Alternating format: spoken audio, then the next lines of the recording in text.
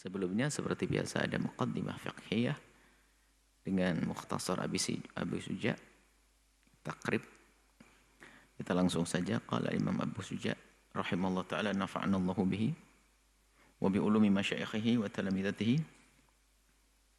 fid dharaini amin. Ila anqal Kitabul Hajj. Kitab Hajj ini membahas tentang haji dan sekaligus wal umrah. Hajj secara bahasa adalah menyengaja, bermaksud menuju.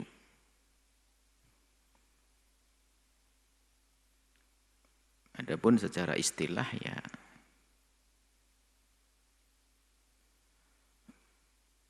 menuju Baitullah, al-qasdu ila Baitillahi al-haram, menuju Baitullah Mekah sana, liadai ibadatin makhsusatin, untuk melaksanakan suatu ibadah yang spesial, khusus, beda dengan ibadah yang lainnya.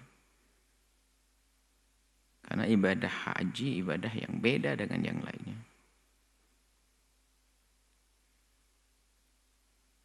Sampai jalan pun nanti dianggap ibadah. Tawaf dan sa'i berjalan tapi dianggap ibadah. Bisyurutin makhsusatin, tentunya dengan syarat-syarat yang tertentu yang sudah dijelaskan oleh para ulama. Nah ini adapun hukum haji. Haji termasuk rukun Islam. Hukumnya adalah wajib bagi orang yang telah memenuhi syaratnya. Dan seumur hidup sekali. Tidak ada perbedaan pendapat di antara para ulama tentang hukumnya haji. Begitu juga umrah, menurut pendapat yang dikukuhkan adalah wajib sekali. Dan wajibnya dalam mazhab kita adalah tarakhi. Artinya kalaupun kita kaya hari ini, bukan tahun depan harus haji, akan tapi boleh ditunda kapan saja. Sekiranya kita menduga kita masih hidup. Kalau meyakin hidup nggak ada. Semua orang tidak ada yang yakin hidup tahun depan. Menduga. Dengan catatan kalau kita ingin menunda harus ada azam. Azam itu adalah keinginan, melintaskan di hati atau satu keinginan yang ada di hati kita untuk melaksanakan ibadah jadi suatu ketika nanti. Apakah nunggu anaknya masuk SD atau nunggu anak ini atau ada harapan untuk ke sana haji. Maka di dalam haji di sini ada syarat-syarat. Syarat wajib haji. Umrah hukumnya juga wajib sekali. Jadi haji hukumnya wajib, umrah juga hukumnya wajib. Kemudian yang harus diperhatikan adalah siapakah orang yang wajib melaksanakan ibadah haji? Jangan sampai kita sudah wajib haji akan tapi menunda haji. Tidak mau melaksanakan ibadah haji.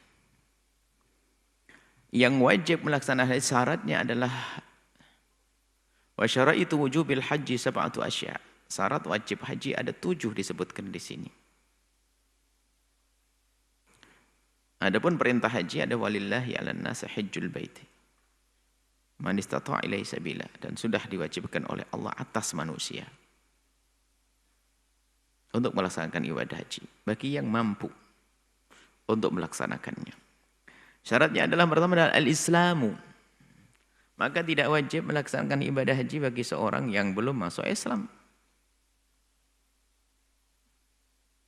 Jadi kalau orang kafir tidak diwajibkan di dunia, akan tapi urusan di akhirat ada hitungannya. Sebab seorang di luar Islam pun mukhatabuna bi furu'i syariati, juga punya kewajiban melaksanakan syariat. Cuman tidak boleh kita paksa di dunia karena belum ada kuncinya, yaitu bersyahadat. Ini orang kafir asli. Tapi kalau orang murtad, dia tetap punya kewajiban. Tetap dituntut di dunia. Itu juga kewajiban dia. Dan dia, na'udzubillah, dengan murtad akan terhapus pahalanya. Maka berhati-hati urusan murtad. Jadi seorang muslim yang wajib melaksanakan ibadah haji, Murtad juga wajib, cuman tidak sah kecuali dia kembali kepada Islam. Maka karena dia wajib, maka dia dituntut untuk kembali kepada Islam dan melaksanakan ibadah haji. Jika tidak mau kembali kepada Islam, nanti ada had, ada hukumannya.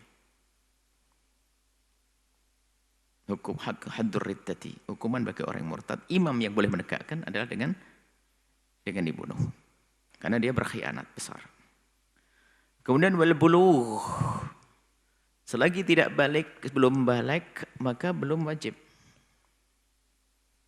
Maka tidak wajib, kalau belum balik, dia tidak wajib melaksanakan ibadah haji. Kalau haji sah, tapi tidak gugur, tidak jatuh wajib atasnya. Sehingga nanti, kalau anak kecil yang haji bersama ibunda dan ayahandanya, memang bisa disebut Pak Haji kecil. Haji, dan sampai tua pun tetap dipanggil Pak Haji. Cuman dia tetap wajib melaksanakan ibadah haji kalau dia sudah balik nanti. Karena haji masa kecil sah tapi tidak menjatuhkan kewajiban di saat nanti dewasa. Balik pembahasan balik diulang-ulang biasanya di saat kita sholat pun sudah dibahas tentang balik. Orang yang sampai umur dalam madhab Imam Syafi'i berbeda dengan madhab yang lain, madhab Maliki dan sebagainya misalnya. Kalau madhab Syafi'i tanda balik ada satu di antaranya adalah dia usia 9 tahun keluar mani bagi laki-laki. 9 tahun keluar mani. Kemudian jika tidak keluar mani ditunggu 10, 11 sampai 15. Jika 15 tahun tidak keluar mani, biarpun tidak keluar mani karena sudah 15 tahun maka itu balik dengan umur. Jadi balik dengan keluar mani di usia 9 tahun ke atas, atau kalau tidak maka ditunggu sampai 15 tahun ke atas maka balik dengan umur. Wanita pun juga demikian, kalau wanita adalah sama seperti pria. Keluar mani di usia 9 tahun, ditunggu kalau tidak sampai 15 plus 1 yaitu haid di usia 9 tahun. Selagi belum haid, belum keluar mani di usia 9 tahun dan belum mencapai 15 tahun maka dia tidak dianggap sebagai seorang yang balik. Artinya belum wajib baginya untuk melaksanakan ibadah haji biarpun dia punya uang triliunan. Biarpun kaya, biarpun mungkin punya pesawat sendiri. Belum wajib. Kalau ingin melaksanakan ibadah haji sah. Tapi tidak jatuh, tidak menggugurkan kewajibannya nanti di saat dia dewasa. Al-hurriyatu budak. Nggak kebayang, zaman dulu adanya perbudakan. Sekarang sudah dibebaskan, sudah habis perbudakan dalam Islam. Hampir tidak ada. Tapi kalau ada seorang budak, maka dia kalau melaksanakan ibadah haji sah.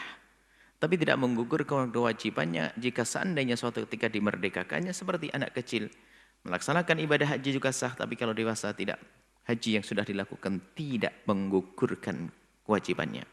Sama seorang anak, seorang manusia yang masih jadi budak, kalau dia melaksanakan ibadah haji berkali-kali sekalipun ikut tuannya, ikut sayyidnya, kalau suatu ketika nanti dia sudah balik, sudah merdeka, maka tetap wajib melaksanakan ibadah haji. Kemudian juga akal ya, wal-bulugh akal. Wal-bulugh wal-aqlu. Wal-bulugh wal-aqlu. Al-aql. Berakal. Orang gila tidak. Karena pun melaksanakan juga tidak. Jadi orang gila tidak bisa melaksanakannya. Jadi orang gila, anak kecil, gila yang tidak bisa sembuh.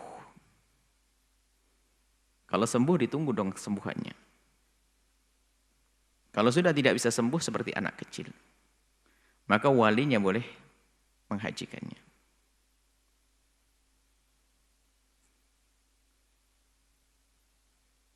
Cuma nanti anak kecil dan orang gila itu boleh dibawa. Karena permasalahannya nanti di saat dia mau niat. Kan dia gila, tidak bisa niat. Maka orang tuanya atau walinya atau yang ngurusinya meniatkannya. Setelah meniatkannya wajib dibawa ke wukuf. Nanti tawaf dia nggak bisa tawaf, apa namanya?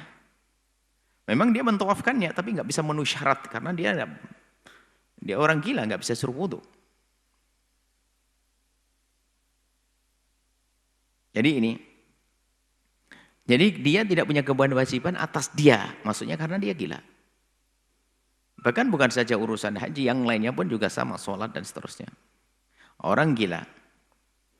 Jadi harus ada akalnya. Kemudian, hurriyah, wujuduz zadi warrahilati, adanya bekal, warrahilati kendaraan.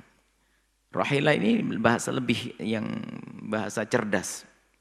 Kendaraan disesuaikan dengan setiap zaman dan setiap masa dan setiap tempat. Kalau nyebrang laut berarti harus pakai kapal. Atau pakai pesawat hari ini. Dan ada zat, ada bekal untuk siapa? Bekal untuk yang haji dan bekal untuk yang ditinggal kalau dia punya keluarga. Dan juga untuk menyelesaikan urusan hutang-hutangnya. Jadi yang maksud di sini kadang takbir Qur'ani, ungkapan Al-Quran, walillahi 'alan nasi hajjul baiti man istata'a. Jadi istita' di situ adalah itu, istata' itu mampu karena dia punya bekal. Ada kendaraan untuk melakukan perjalanan. Di hari ini adalah ada biaya untuk beli paspor, beli tiket, ngurusi visa dan seterusnya hari ini. Biasanya sudah diurus sama tim travel misalnya. Ya segitu. Kalau kita punya uang sebegitu dan di rumah ada yang ditinggal, maka sudah wajib. Bahkan yang punya mobil double dan sebagainya wajib. Punya tanah luas wajib. Hanya karena tidak fauran, tidak spontan, maka tidak serta-merta dia harus menjual mobilnya hari itu.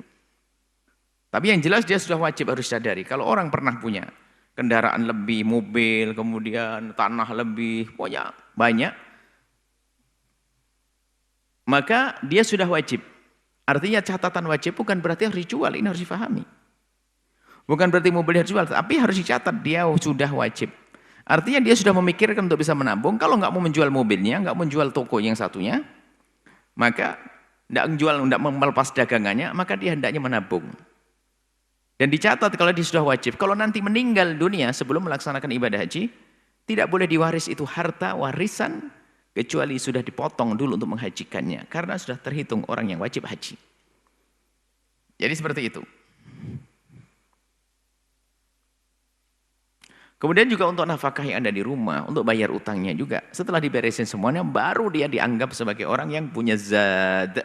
Rahilah punya kendaraan yang sesuai. Kalau tidak ada perjalanan pesawat misalnya, oh saya mobil mewah di Indonesia. Nggak ada pesawat ya nggak wajib, nggak bisa terbang mobilnya. Jadi sesuaikan. Kemudian wa takhliyatut thariq, bahasa lain amnut thariq, aman di perjalanan. Perjalanannya aman. Kalau perjalanan aman, wajib sudah. Tapi kalau misalnya ada berita tidak aman, aman ini luas, aman karena adanya begal, perampok dan sebagainya, atau setahun 2 tahun ini tidak ada haji karena tidak amannya karena wabah, nggak wajib.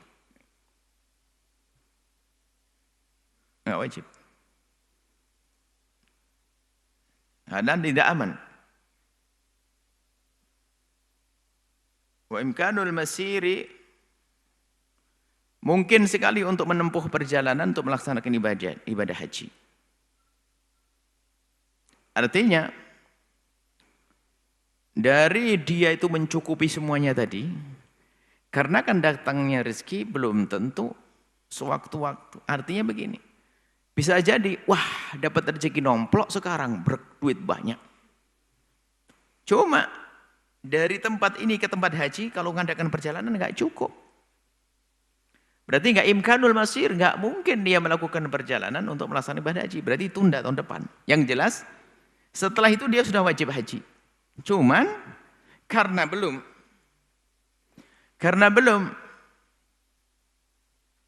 tidak cukup waktunya, maka tahun itu tidak bisa ditunda nanti. Hanya ini yang perlu jadi catatan bahwasanya selagi dia sudah memenuhi, ada bekal, ada ini tadi, dia sudah akil, balik, kemudian merdeka dan sebagainya, kemudian dia punya harta yang cukup untuk melaksanakan ibadah haji, maka dia wajib melaksanakan ibadah haji. Cuman waktunya bisa tahun depan dan seterusnya. Ada catatan bicara tentang masalah istita'ah dan atau adanya bekal, itu ada catatan bahwa kecil bahwasanya ini wajib haji kalau sudah punya bekal. Tapi tidak wajib kita mencari bekal untuk haji. Tidak wajib kita mencari duit untuk haji, nggak wajib. Nggak ada kewajiban untuk itu. Yang wajib adalah seorang suami mencari nafkah untuk anak istrinya. Tapi tidak wajib siapapun dari kita untuk cari duit untuk naik haji, itu nggak ada. Tapi kalau ada orang ingin mengumpulkan uang naik haji, boleh-boleh saja. Cuman tidak wajib itu. Yang wajib adalah ngasih nafkah.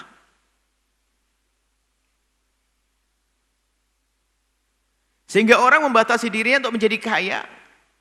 Dengan cara apa? Setiap dapat rezeki dibagi sama orang, bagi rezeki bagi. Sampai dia nggak sempat wajib haji, nggak dosa dia. Karena memang tidak wajib haji, tidak wajib seseorang mencari harta untuk naik haji, tidak. Akan tapi wajib haji itu adalah jika ternyata dia menemukan dirinya memenuhi syarat atau tercukupi. Seperti itu.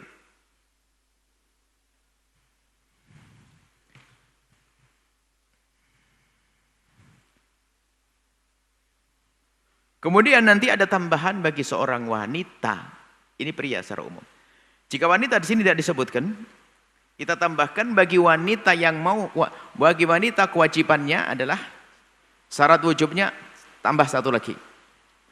Ada mahram yang menemaninya.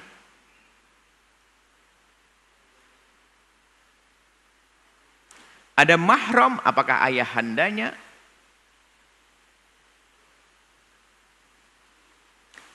atau suaminya. Suami itu bukan mahram, tapi karena sudah menjadi suami, maka ya suami, jangan dikatakan mahram.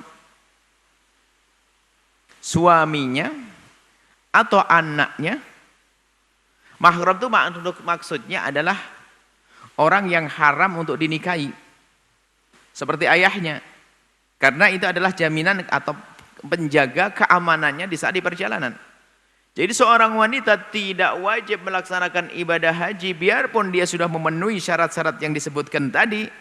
Tapi kok nggak ada mahramnya, menjadi tidak wajib. Nggak ada bapak yang menemani, yang nggak ada anak yang menemani, nggak ada ponakan menemani, nggak ada paman menemani, nggak ada. Maka tidak wajib melaksanakan ibadah haji.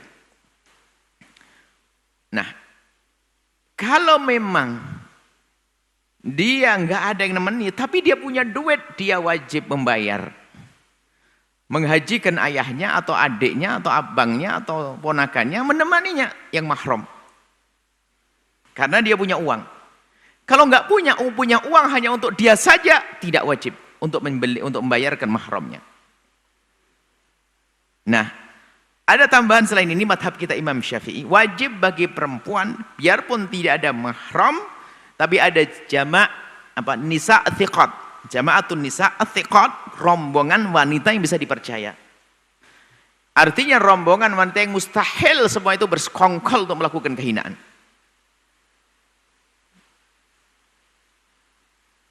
Jadi ini adalah perempuan boleh jadi rombongan wanita yang sama-sama terhormat, minimal dia adalah yang ketiga supaya disebut sebagai jamaah. Perempuan dia, dan ini terhormat semuanya melakukan perjalanan sudah. Jama'atun nisa, rombongan wanita yang terhormat. Baik. Ini adalah agar wanita itu menjadi wajib. Artinya begini, saya punya uang untuk haji, untuk diri saya sendiri. Saya tidak bisa membiayai mahram saya. Tapi saya melihat ada rombongan tetanggaku pada haji, maka dia boleh naik haji bersama mereka. Naik haji bersama mereka. Dan untuk rombongan haji ini tidak disyaratkan salah satu dari mereka ada laki-lakinya. Karena kewajiban. Tidak harus salah satu dari mereka ada laki-lakinya. Jama'atun nisa thiqat, rombongan wanita. Untuk haji. Nah, ini adalah masalah kewajiban. Adapun masalah bolehnya, jika memang aman, keadaan aman, kondisi aman, ini masalah boleh, bukan wajib. Seandainya seorang wanita memaksakan dia melaksanakan ibadah haji dan memang aman. Cuman aman itu bagaimana? Aman itu memang seandainya dia berjalan tidak bakal ada gangguan, tidak ada menggoda, aman dalam dirinya, tidak menjadi dia memfitnah dan difitnah. Maka dia boleh sendiri, aman. Sendiri, aman. Masalah boleh, tapi belum wajib. Maka jangan memaksakan selagi belum wajib. Seperti itu. Nah, ini adalah kapan seseorang menjadi wajib melaksanakan ibadah haji, dan insya Allah kita lanjutkan pada pertemuan yang akan datang adalah arkanul haji, rukun-rukun haji. Setelah Anda menyaksikan video ini, jangan lupa berselawat kepada baginda Nabi Muhammad sallallahu alaihi wa alihi wa sahbihi wasallam.